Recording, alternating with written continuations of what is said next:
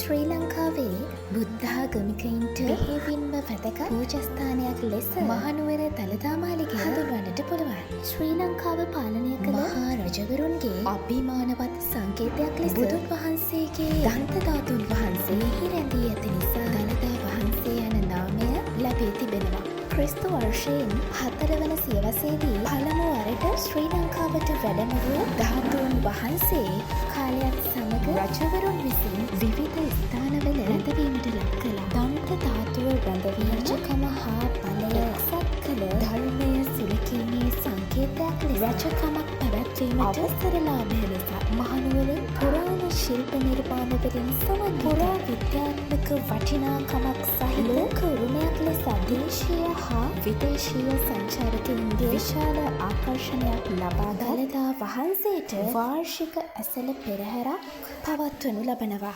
ඒ අනුව දළදා මාලිගාව හා සම්බන්ධ නැකැත්කරුවන් විසින් ශුභ නැකැත් සකස් කොට පෙරහැර පවත්වන බවට සිදුවීමෙන් භාර වී සතර දේවාලවලින් පවත්වනු ලබන පහ පුරාවට පැවැත්වෙන කුඹල් පෙරහැර අවසාන වශයෙන් රන්දෝලි පෙරහැරද පවත්වනු ලබන අතර මාලිගාවේ ප්‍රධාන දොරටුව අභියසදී ගෙන යන හස්තියා සැරසීම සිදු කර පංචතූර්ය නාදය මැදින් දළදා කරඬුව ඇතා පිට තබනු ලබයි. අනතුරුව වෙඩිමුර තැබීම පෙරහැර ආරම්භ කළ බව නිවේදනය කරනු ලබනවා. ඉන්පසු ගමන් හේවිසි පද වාදනය මැදියේ පෙරහැර ගමන් කරනු ලබනවා. ඉන්පසු දිය කැපීම සිදු කරනු ලබනවා. රන්දෝලි පෙළහැර අවසානයේ කලින් දිනවල මෙන් මාලිගාවට ගෙවැදීමක් සිදු නොවන අතර පාන්දර පෙරහැර ආදාහන මළුවට ගමන් කරලා කරඬුව ගිඩිගේ විහාරයේ තැන්පත් කරනු ලබනවා. පසුව දේවාල පෙරහැර මේ තොටට ගොස් දිය කැපීම සිදු කරනු ලබනවා. නැවත මාලිගාව වෙත පෙරහැරින් ගමන් මාලිගාව වටා